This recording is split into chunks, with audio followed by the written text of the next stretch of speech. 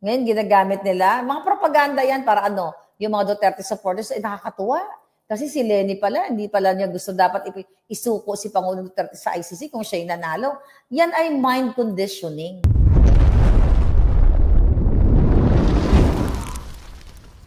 Mayor ba si Lenny? O, mayor daw. O, nag-enjoy na si Lenny sa perks. O, asan ang paninindigan ni Lenny? May nag-comment kasi kanina. O, nagkaaway-away na sila ngayon. Recently, may inaano si Trillanes about her na, kung siya daw ang naging presidente, hindi daw, ano sabi dito? Na hindi daw ipagkakanulo si PRRD sa, ano tawag dito? Sa, ito. Hindi daw ipagkakanulo si PRRD sa ICC. Dahil ito, ano sabi dito? Kinontra ni dating Senator De Lima ang kasalukuyang ni Saba pala. Ang kasalukuyang mamamayang Liberal Party List, okay? Kinontra ni De Lima ang naging pahayag ni Trillanes na hindi isusuko ni dating Vice President Robredo, si dating Pangulong Duterte sa International Criminal Court sakaling nanalo siya sa Pangulo 2022. So sa isang statement, sinabi ng mambabatas na mahirap paniwalaan ang claim ni Trillanes. Base na rin sa public record ng dating Vice Presidente. Inaalala ni De Lima na noong nasa Bicol pa sila ni Robredo ilang araw lamang matapos maaresto si Pangulong Duterte, sinabi umano ni Robredo sa harap ng media na ito ang unang hakbang tungo sa pananagutan ng hustisya. Gayon din noon, pinag-usapan. Anyway, mag-away-away sila, walang kwenta. Nasa na si Robredo? Bakit hindi niya panagutin si Bangag na alam niyang magnanakaw? Ayan, si De Lima. Diba? Yan ang mga anti-Marcos since birth. Nasa sinapupunan pa lang sila, diba? Si De Lima at saka si Trillanes, tandem po yan. I know. Ngayon, ginagamit nila. Mga propaganda yan para ano, yung mga Duterte supporters, nakakatuwa. Kasi si Lenny pala, hindi pala niya gusto dapat isuko si Pangulong Duterte sa ICC kung siya'y nanalo. Yan ay mind conditioning. Once nakalaban, katulad ng mga, ni Trillanes, ni Lenny, ayan ni De Lima, kalaban yan. Kasi bakit? Sila yung pinakamaingay na anti-Marcos. Pero tahimik sila sa kidnapping ni Marcos at ni Lisa Tanas. Tahimik sila sa travel ni Marcos. Tahimik, hindi nila kinikriticize si Marcos. Whereas si Attorney Guanzon, malupit. Di ba? Talagang naninindigan siya dito sa bangag na ito. So, alam nyo, pwede sana tayo maging kakampi nitong mga naging dilawan na galit kay Marcos. Kaso lang, nung nanalo si Marcos, naduwag ang mga putang ina, at ngayon, kakampi na sila. Di ba? So, hindi sila para sa taong bayan. Wala silang pinaglalaban. Wala silang balls. At huwag kayong nagpa-follow-follow, okay? O, dagdag ko na sa mga vloggers na walang paninindigan. At yung mga vloggers na walang statement, parang gusto neutral lang. Yung mga vloggers na may ibang ganun na neutral lang, ayaw magsalita sa kabilang side, yung kabila ayaw, kasi gusto lahat i-cover. Clout chaser ang tawag dyan. You have to have a stand. Hindi pa pwedeng kasi kaibigan ko sila pareho, okay, ito, i-share ko, kasi ito, sige, ito, ganyan. Ibig sabihin yan, sinasakyan ang dalawang bangka. Walang paninindigan. If you have paninindigan, nasa isang side ka lang. Kung ano sa tingin mo yun, tama. Di ba? So, yun. O, ganun ang ginagawa ni De Lima. Asan ang panindigan? Ang alam nilang tirahin si Duterte, si Inday. Pero pagdating kay Marcos, bait-baitan sila. O, sabi lang ni Lenny na di isusuko si PRRD, mind conditioning lang yan, sabi ni Yula. Exactly, mga kababayan. Okay? Leon Javier, thank you very much. Takot kasi sila masangkot sa banatan. I know.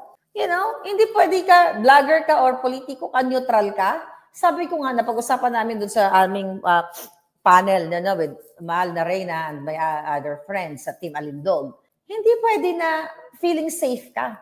Ibig sabihin, hindi ka tumatayo, hindi ka ninindigan, kakampi ka rin ng kalaban. Kumbaga, magsaside ka dito kung sa tingin mo ito ay may pakinabang ka, magsaside ka dito kung sa tingin mo ay may pakinabang ka. Don't ever, believe that with that kind of vloggers or politiko. Wala yan, wala kang maasahan dyan. Ang ipa-follow nyo at ang susuportahan nyo, yung may mga paninindigan. It's either dilawan ka or bangagan ka. At least makikita mo may paninindigan. Pero yung sasakay sila sa lahat ng issue. Katulad nga ito ngayon, si Trillanes, si Lenny at saka si at itong sino pa yan? Yeah, those vloggers. Yes, dapat may paninindigan. Hindi pa pwede, honest mag-showbiz ka na lang. Hindi ngayon, okay sa'yo si Maharlika. Tapos ngayon, okay sa'yo yung mga alpotera. BS yan. Cloud chaser ang tawag yan, takot mawala ng followers. Ako, mumurahin ko lahat ng mga alpotista. I don't care mawala ang 1,000, 2,000, 10,000, 100,000. Sabi ko nga, kahit isa na lang ako dito nagsasalita. As long as sa tingin ko, nasa tama at para sa kapakanan ng mas nakakarami, then go for it. Mga pakawala ni virus, sabi ni Faye Gel. Alright? Noon, mga dilawan at kaliwa, they criticized Marcos na wala na kayo. Katulad ng Rappler. Kumusta na si Rappler? Grabe, bunggaitan yan. Tagang hardcore ang mga Marcos. Di ba? In fairness, ang Rappler, magaling sila sa investigative. Magaling sila sa investigative reporting. Ang galing nila nun, kaya gigil ako nun yung tungkol kay Bangag. Nasa na sila ngayon? Sabi ni Melvin, laking danom, ate, wala din puwang sa langit ang mga tao. Wala pinapanigan. Galit ang Diyos sa mga ganyan. That's even biblical. Biblical, di ba? Hindi pwede kang walang panig. Kasi bawat isa sa atin may bias.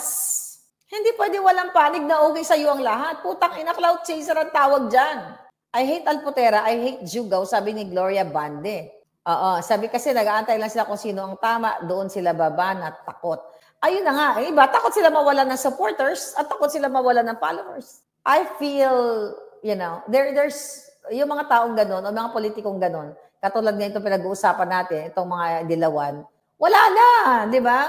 Huwag na support, tsaka hello, wala na itong mga dilawan at mga pinklawan, okay? Yung mga talagang lumalaban kay Marcos, ang natitira na lang dyan, ang suportahan ninyo, yung kahit naging pinklawan sila o naging dilawan sila, nanindigan sila na si Marcos Jr. ay magnanakaw.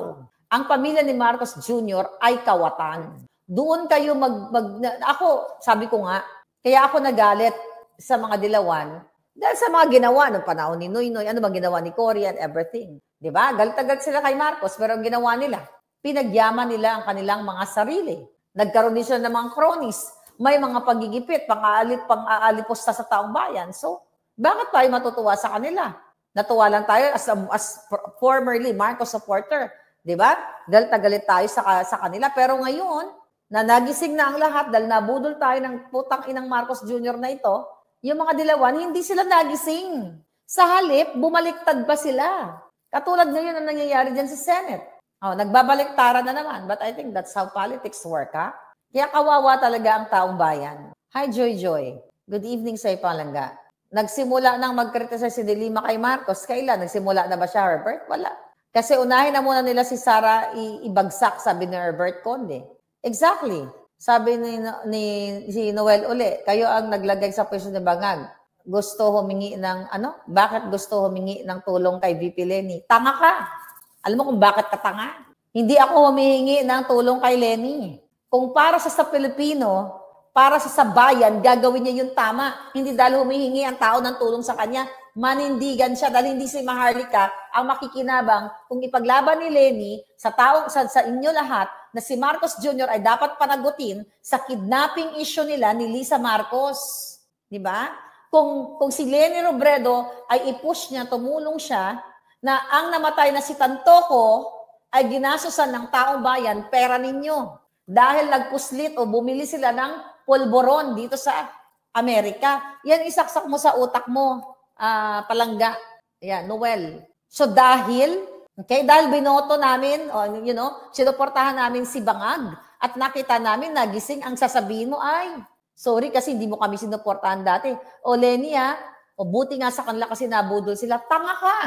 Paminsan-minsan lang ako dito magpakatanga, magpakatanga sa mga follower. Tanga.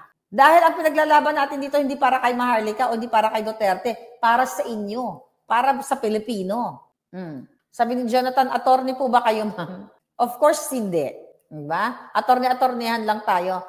Hindi para kay Maharlika ang laban ni Lenny, para sa inyo. Tapos patahimikin mo si Lenny kasi Ayan, si Maharlika. Dating anti-Marcos yan. Lenny, wag mo nang anuin yan, ha? Kasi matutuwa si Maharlika, magkakampi na kayo ngayon. Dahil anti-Marcos.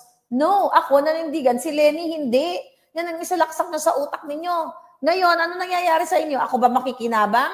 Kapag napanagot nyo si Bangag at saka si Lisa Tanas dahil sa mga kaletsya nila, kayo ang makikinabang, hindi ako.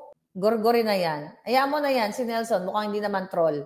Hindi naman ako nang basta troll lang. Hayaan mo para magising si Nelson. Magigising din yan mamaya. Pag hindi ka na tanga, Nelson, palakpakan kita. Ayan. Palangga, sino yung nagpa-bottom na leader? Diyos ko po, si Berilio.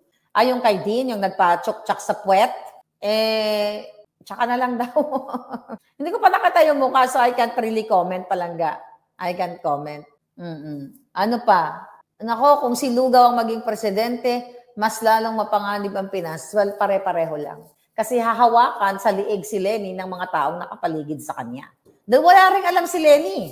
Parang, remember that? Ang sa akin lamang. Ang sa akin lamang. Di ba? Inuulit-ulit niya. Kung ano yung huling salita niya, pag in-interview siya, ang masasabi ko lamang dyan sa impeachment. Kasi ako'y nagugulumihanan. So ako'y nagugulumihanan. Yun ang makukuha natin kay Lenny. Magbabasa rin niya ng speech. Wala rin kwenta yan. Dahil kung totoong hardcore ka na lumalaban ka para sa bayan, in the past you talk about kaputahan ni Marcos Jr., wala ba sa rin naging presidente, tumahimik ka? Di ba? Hi Maridette, thank you naman. Talaga ba? Hindi ko nga gusto yung mukha ko ngayon. Kasi feeling ko ngarag ako kasi wala akong tulog. I mean, may tulog naman. Nakatulugan ko yung deliberation but I had a meeting at 10 a.m. So kailangan kong gumising ng 7:30 dahil mag-prepare pa ng bonggang-bongga ng mga eksena. Si Guanzo na lang kaysa kay Lenny, sabi ni Hazel Corpus. Correct! Ayan na si Guanzo kaysa kay Lenny. Mas matalino yan si Guanzo kaysa kay Lenny. Ano naman mapapala nyo kay Lenny? Kumusta na kayo yung jowa niya? Sino yung jowa niya?